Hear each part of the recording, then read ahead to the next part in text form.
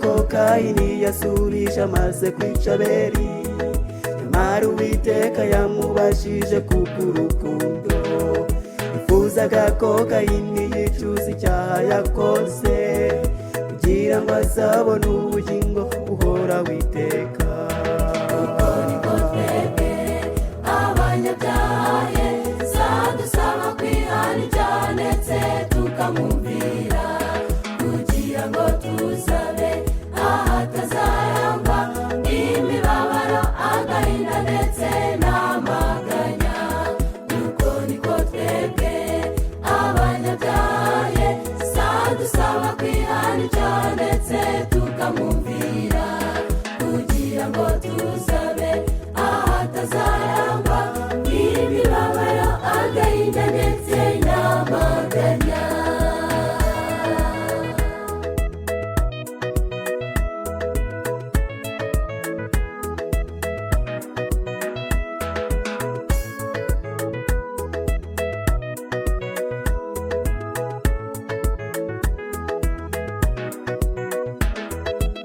Adamu na Eva, ese ubwo muri he?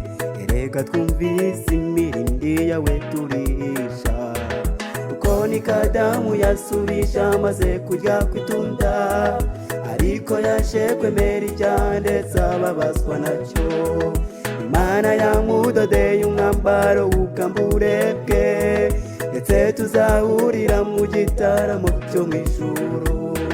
Uko niko twebwe abanyabyaha Yesu adusaba kwihana ibyaha ndetse tukamwumvira, kugira ngo tuzabe ahatazarangwa imibabaro, agahinda ndetse n'amaganya.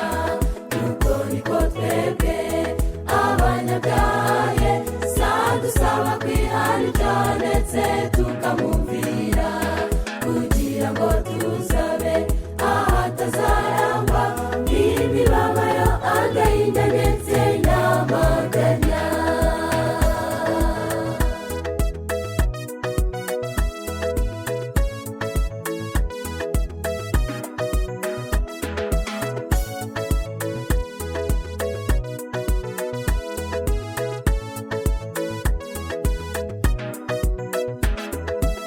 Ijuru mw'ijuru niho twese twifuza, ariko ntuzaryinjiramo ari cyawe utihanye. Urasabwa kwiyegurira Yesu maramashe, ukatura icyaha cyose ufite mu mutima wawe. Nibuza guha imbaraga zo guzinda umushukanyi, kugira ngo uzabone ubugingo buhoraho iteka.